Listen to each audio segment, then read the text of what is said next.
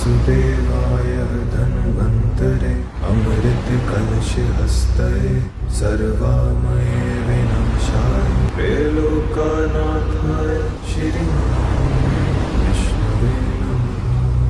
ఇందాక అది వాసన చూశారు కదా, కొంచెం దానికి కొంచెం ఏమన్నా భారం తగ్గినట్టుందా, అలాగే ఉందా? మీకు దానికి తాలూకు ఇదే కనబడలేదు. దీంట్లో మీకు కంట్రోల్ నుంచి నీళ్ళు కూడా రాలేదు.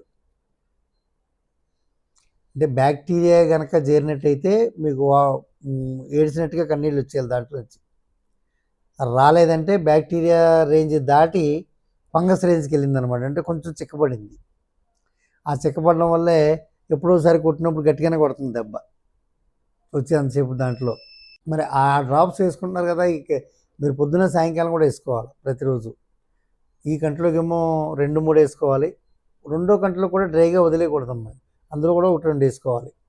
అందులో వేసుకుంటే కాస్త ఇదవుతుంది.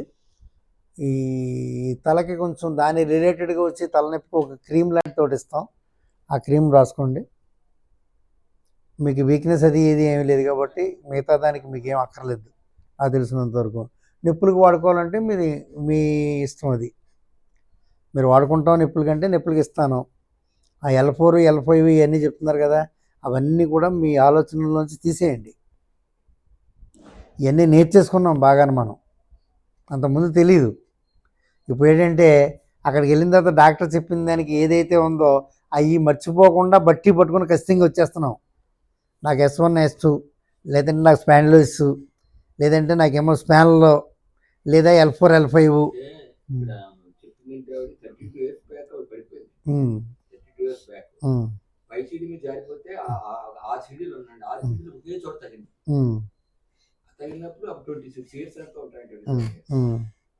సరే అప్పుడు ఏదో మనం అక్కడ రాజమండ్రిలో వైద్యం చేయించాం. అలాగా ఒక 6 నెలలకు సంవత్సరాలకు తిరగటం. 45 years వచ్చేదాకా కూడా బాగానే ఉంటాయి. తర్వాత ఇబ్బంది పెట్టినప్పుడే మాకు ఇది బయటపడింది. తర్వాత వీడు పూనాలో పనిచేశాడు. పూనాలో ఏదో హాస్పిటల్ తీసుకెళ్ళాడు. ఇక్కడ ఆపరేషన్ పడతాను. బెంగళూరు చిరబాబు పనిచేశాడు. అక్కడ ఇలాగే ఆయుర్వేద హాస్పిటల్ తీసుకెళ్ళాడు. వాళ్ళు 2 నెలలు ఉన్నారు. అలాగే వేరే చోట దూడగాడికి వెళ్తే అక్కడ కూడా ఆపరేషన్ పడతాను. అది MRI మీద చెప్పారా, CT మీద చెప్పారా? MRI మీదే చెప్పారు అది. అయితే మేము ఏం చేసామంటే వచ్చేసాం, ఆలోచించుకుంటే 2011లో స్క్రోలింగ్ పెడుతుంది రాజుగారి వితౌట్ ఆపరేషన్ దీనికి నేను వైద్యం చేస్తాను అంటే అప్పుడు విజయవాడ లేదని క్లాస్ బోధన వెళ్ళి చేసామండి.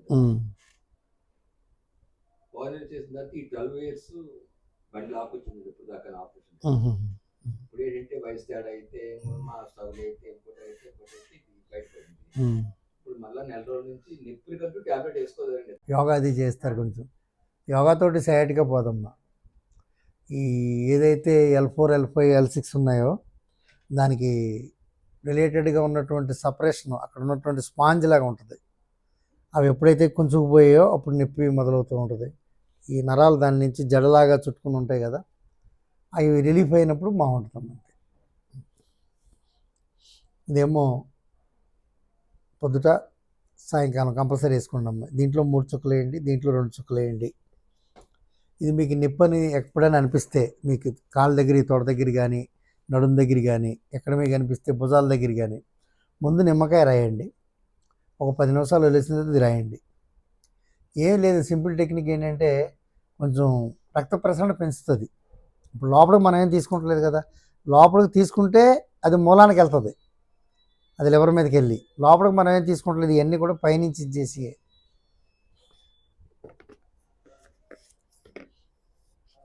ఇది తలనొప్పి గమ్మేది.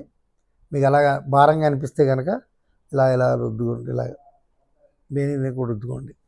మీకు కింద చెప్పారు కదా కొంచెం వలయాల కింద వస్తున్నాయని, ఆ వలయాలకైతే మీరు మొత్తం టోటల్ మీ శరీరానికే కంప్లీట్ ఇంటర్నల్గా ఇది కావాలనుకుంటే మీరు నెయ్యి తేనె మంచిది వాడుకోవాలి.